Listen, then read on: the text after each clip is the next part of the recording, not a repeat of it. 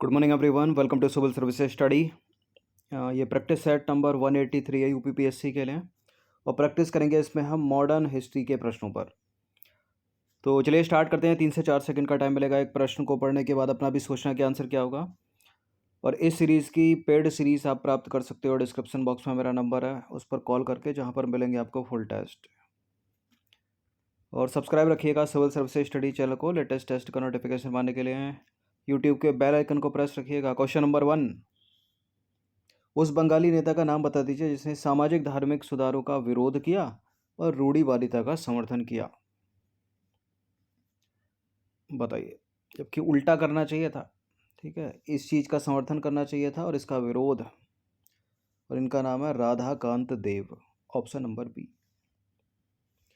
तो राधाकांत देव ने 1830 में बंगाल में धर्म सभा की स्थापना कर सामाजिक धार्मिक सुधारों का विरोध किया और रूढ़िवादिता का समर्थन किया। नंबर 2 पर आ जाइए। 2 स्टेटमेंट वाला ये प्रश्न है, बताना कि इनमें से कौन सा करेक्ट है। राधा स्वामी सत्संग आंदोलन की स्थापना 1861 में की गई थी और राधा स्वामी सत्संग के संस्थापक थे शिवदयाल साहब, जो स्वामी जी के नाम से जाने जाते थे। बिल्कुल ये करेक्ट है, दोनों के दोनों स्टेटमेंट। सी है इसका आंसर। तो राधा स्वामी सत्संग आंदोलन की स्थापना 1861 में आगरा के एक महाजन तुलसीराम, जो शिवदयाल साहब या फिर स्वामी जी महाजन के नाम से लोकप्रिय थे, उन्होंने की थी। महाराष्ट्र के किस सुधारक को लोकहितवादी कहा जाता था? लोकहितवादी गोपाल हरि देशमुख को। यहाँ गोपाल कृष्ण गोखले जो हैं महात्मा गांधी के राजनीतिक गुरु हैं। तो महाराष्ट्र के समाज सुधारक गोपाल हरि देशमुख लोकहितवादी के रूप में प्रख्यात थे और ये महान समाज सुधारक और बौद्धिक चिंतक थे। यह राष्ट्रीय आत्मनिर्भरता के समर्थक के रूप में हाथ से बुने हुए खादी के वस्त्र पहनकर 1876 में दिल्ली दरबार में भी उपस्थित हुए थे। नंबर 14 पर आ जाइए। निम्नलिखित कथनों पर विचार करेंगे। 2 स्टेटमेंट वाला ये प्रश्न है, बताना कि इनमें से कौन सा करेक्ट है। सत्य शोधक समाज की स्थापना 1873 में ज्योतिबा फुले ने की थी और पिछड़े वर्गों का उत्थान सत्य शोधक समाज का मुख्य कार्यक्रम था। ये करेक्ट है, दोनों के दोनों स्टेटमेंट। तो पिछड़े वर्गों का उत्थान सत्य शोधक समाज का मुख्य कार्यक्रम था। इसकी स्थापना 1873 में ज्योतिबा फुले ने की थी और यह आंदोलन दलितों और निम्न जातियों के लोगों के कल्याण के लिए चलाया गया था।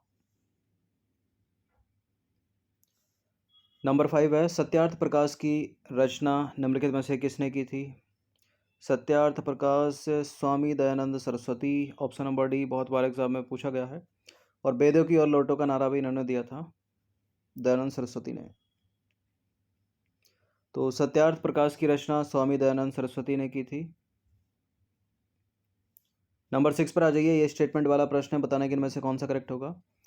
स्वामी दयानंद सरस्वती ने स्वामी विवेकानंद ने ज्ञान योग, कर्म योग और राजयोग नामक पुस्तकें लिखी और स्वामी विवेकानंद ने रामकृष्ण मिशन की स्थापना 1897 में की थी। देखिए, सब बेसिक है और ये बार बार एग्जाम में पूछा जाता है, ये सब याद रखिएगा आप। रामकृष्ण मिशन की स्थापना किसने की, कब की, मैच वैच करने के लिए पूछ लेगा स्टेट पीसीएस में। और यूपीएससी ने इस पे तो प्रश्न बनाए अलग से, मैंने यहाँ स्टेटमेंट बनाकर पूछ लिया। तो बिल्कुल ज्ञान योग, कर्म योग या राजयोग जो पुस्तकें हैं वो स्वामी विवेकानंद की हैं और रामकृष्ण मिशन की स्थापना की थी इन्होंने। कब की थी? 1897 में। दोनों के दोनों करेक्ट हैं। तो स्वामी विवेकानंद ने ज्ञान योग, कर्म योग, राजयोग नामक पुस्तकें लिखी और 1893 ईस्वी में वो शिकागो गए, जहां उन्होंने वर्ल्ड पार्लियामेंट ऑफ रिलीजन यानी विश्व धर्म सम्मेलन में अपना प्रसिद्ध भाषण दिया था और 1897 में इन्होंने रामकृष्ण मिशन की स्थापना की। क्वेश्चन नंबर 7 है, राजा राममोहन राय को राजा की उपाधि किसने दी थी? ये दी थी अकबर द्वितीय ने। तो मुगल बादशाह अकबर द्वितीय ने राजा राममोहन राय को राजा की उपाधि के साथ अपने दूत के रूप में 1830 में तत्कालीन ब्रिटिश सम्राट विलियम चतुर्थ के दरबार में भेजा था और राजा राममोहन राय को इंग्लैंड में सम्राट से मुगल बादशाह अकबर द्वितीय को मिलने वाली पेंशन की मात्रा बढ़ाने पर बातचीत करनी थी और इंग्लैंड के ब्रिस्टल में ही 27 सितंबर 1833 को राजा राम मोहन राय की मृत्यु हो गई, जहां उनकी समाधि स्थापित है इंग्लैंड में। क्वेश्चन नंबर 8 है, निम्नलिखित में से किसे राजा राम मोहन राय के धार्मिक सामाजिक विचारकों के विरोध में प्रारंभ किया गया था? किसको? समाचार चंद्रिका, ऑप्शन नंबर बी। तो राजा राम मोहन राय के धार्मिक सामाजिक विचारों के विरोध में भवानी चरण बंदोपाध्याय ने 1822 में समाचार चंद्रिका का प्रकाशन शुरू किया। क्वेश्चन नंबर 9 पर आ जाइए, राजा राम मोहन राय ने इनमें से किसका विरोध नहीं किया था? इनमें से किसका विरोध नहीं किया था? राजा राम मोहन राय ने सती प्रथा का विरोध कर रहे थे, वो मूर्ति पूजा का विरोध कर रहे थे, वो बाल विवाह का विरोध कर रहे थे, लेकिन पाश्चात्य शिक्षा का नहीं। ये नंबर है, इस पर कॉल या व्हाट्सएप आप कर सकते हो कुछ पूछना हो तो शिक्षा के क्षेत्र में राजा राम मोहन राय अंग्रेजी शिक्षा के पक्षधर थे।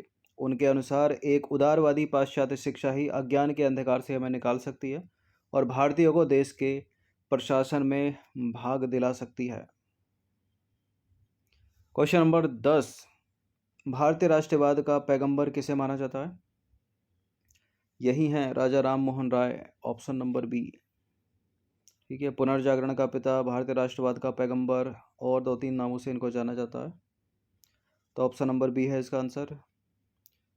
क्वेश्चन नंबर 11 पर आ जाइए, निम्नलिखित नेताओं में से किसने क्रांतिकारी संगठन अभिनव भारत समाज की स्थापना की थी? किसने की थी? बी.डी. सावरकर, विनायक दामोदर सावरकर, जिसका नाम पहले मित्र मेला था। तो विनायक दामोदर सावरकर और उनके भाई गणेश दामोदर सावरकर ने मित्र मेला नामक संगठन शुरू किया था, जिसे वर्ष 1904 में नासिक में विनायक दामोदर सावरकर ने नाम परिवर्तित कर अभिनव भारत समाज नामक क्रांतिकारी संगठन के रूप में स्थापित किया। क्वेश्चन नंबर 12 पर आ जाइए, हाली पद्धति संबंधित थी किससे? हाली पद्धति का संबंध अशिक्षा से नहीं, छुआछूत से नहीं, किसानों के शोषण से नहीं, बंधुआ मजदूरी से। तो हाली पद्धति बंधुआ मजदूर एवं बंधुआ मजदूरी से संबंधित है। हाली पद्धति के अंतर्गत बारदौली क्षेत्र में कालीपराज जनजाति के लोगों को उच्च जातियों के यहाँ पुश्तैनी मजदूर के रूप में कार्य करना होता था। क्वेश्चन नंबर 13 पर आ जाइए, 1924 का बंगाल का तारकेश्वर आंदोलन निम्नलिखित में से किसके विरुद्ध था? मंदिरों में भ्रष्टाचार, ये प्रश्न कई बार कराया मैंने अपनी टेस्ट सीरीज में। तो वर्ष 1921 में बंगाल के तारकेश्वर शिव मंदिर के भ्रष्ट महंत के विरुद्ध तारकेश्वर आंदोलन चला था और महंत पर मंदिर के धन के दुरुपयोग जैसे आरोप लगे थे। क्वेश्चन नंबर 14 पर आ जाइए, निम्नलिखित समाज सुधारकों में से कौन संस्कृत भाषा में प्रवीणता के लिए जाना जाता है? दयानंद सरस्वती, ईश्वरचंद्र विद्यासागर, राजा राम मोहन राय। ये तीनों के तीनों संस्कृत भाषा में प्रवीण थे, डी है इसका आंसर। तो स्वामी दयानंद सरस्वती हो गए, ईश्वरचंद्र विद्यासागर हो गए, राजा राम मोहन राय हो गए। ये तीनों के तीनों अंग्रेजी शासन के दौरान भारत में सामाजिक धार्मिक सुधार हेतु इन्होंने कई प्रयास किए और तीनों ही संस्कृत भाषा में प्रवीण थे। उन्होंने हिंदू धर्म और समाज में फैली कुरीतियों का खंडन किया। क्वेश्चन नंबर 15 है, शारदा एक्ट या शारदा अधिनियम निम्नलिखित में से किससे संबंधित था?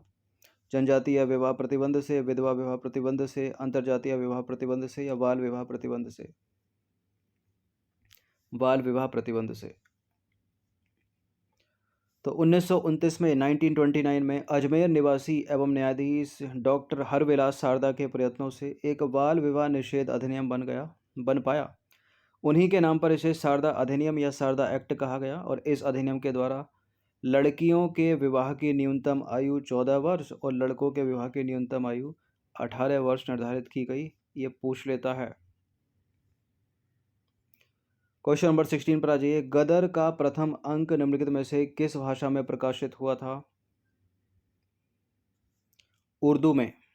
ठीक है, देखिए 1 नवंबर 1913 को गदर पत्र का पहला अंक प्रकाशित हुआ जो उर्दू भाषा में था और 9 दिसंबर 1913 को यह गुरुमुखी में भी छपने लगा और यह पत्र मराठी में, हिंदी में, अंग्रेजी में, गुजराती में भी प्रकाशित हुआ और इसका एक अंग पख्तूरी भाषा में भी छपा था। नंबर 17 पर आ जाइए। अमृत बाजार पत्रिका की स्थापना निम्नलिखित में से किसने की थी? अमृत बाजार पत्रिका की स्थापना की थी शिशिर कुमार घोष ने। Option number D. तो अमृत बाजार पत्रिका की स्थापना शिशिर कुमार घोष ने 1868 में की थी, कलकत्ता में, याद रखिएगा। और प्रारंभ में यह बंगाली भाषा में प्रकाशित हुई थी, लेकिन 1878 में देसी भाषा प्रेस अधिनियम से बचने के लिए यह रातों रात अंग्रेजी भाषा में रूपांतरित हो गई। ये प्रश्न अलग से पूछा गया है एग्जाम में, निम्नलिखित में से कौन सा पत्र रातों रात प्रेस अधिनियम से बचने के लिए अंग्रेजी भाषा में रूपांतरित हो गया था? तो इसका उत्तर है अमृत बाजार पत्रिका, शिशिर कुमार घोष की। क्वेश्चन नंबर 18 पर आ जाइए। हिंदी का पहला समाचार पत्र उद्दंड मार्तंड प्रकाशित हुआ था कहाँ से? हिंदी का पहला समाचार पत्र उद्दंड मार्तंड प्रकाशित हुआ था कलकत्ता से। ऑप्शन नंबर ए है इसका आंसर। तो उद्दंड मार्तंड हिंदी का पहला समाचार पत्र था। इसका प्रकाशन 30 मई 1926 को कलकत्ता से एक साप्ताहिक पत्र के रूप में शुरू हुआ और इसके प्रकाशक एवं संपादक कौन थे? जुगल किशोर शुक्ल थे। क्वेश्चन नंबर 19 पर आ जाइए। इंडियन ओपिनियन पत्रिका के प्रथम संपादक थे कौन? संपादक पूछ रहा है, मनसुख लाल नजर। Option number D. तो इंडियन ओपिनियन महात्मा गांधी द्वारा दक्षिण अफ्रीका से वर्ष 1903 में प्रारंभ की गई पत्रिका थी, जिसके प्रथम संपादक मनसुख लाल नजर थे। यह पत्रिका गुजराती में, हिंदी में, तमिल में और अंग्रेजी में प्रकाशित होती थी।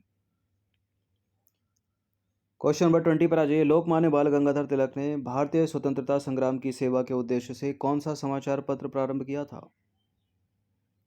तो केसरी था, मराठा थे इनके, ठीक है, तो केसरी हो जाएगा। गदर को हटा दीजिए, लाल हरदयाल का। तो लोकमान्य बाल गंगाधर तिलक ने भारतीय स्वतंत्रता संग्राम की सेवा के उद्देश्य से 1881 में मुंबई से केसरी और मराठा नामक दो महत्वपूर्ण समाचार पत्र प्रारंभ किए थे। तो हिस्ट्री के, मॉडर्न हिस्ट्री के कुछ इंपॉर्टेंट प्रश्न थे, इनकी प्रैक्टिस 1 से 2 बार कर लीजिएगा। और बाकी इस टेस्ट सीरीज़ की प्लेलिस्ट बना रखी है मैंने, वहाँ पर आप टेस्ट नंबर 1 से लेकर इस टेस्ट तक पहुँच सकते हैं। डिस्क्रिप्शन बॉक्स में उसका लिंक है, हर दिन प्रैक्टिस करते रहिएगा। आप यूपीपीएससी की पेड सीरीज़ प्राप्त कर सकते हो, जिसमें आपको मिलेंगे फुल टेस्ट। एक टेस्ट में 150 प्रश्न होंगे, 20 से ऊपर का टारगेट है। मतलब 12 जून को एग्ज़ाम है, तो तब तक जो है टेस्ट प्रोवाइड करेंगे, उनसे ही प्रैक्टिस करते रहिए। और ये डेली जो यूट्यूब की वीडियो है, इनको तो इग्नोर ना करें कभी भी।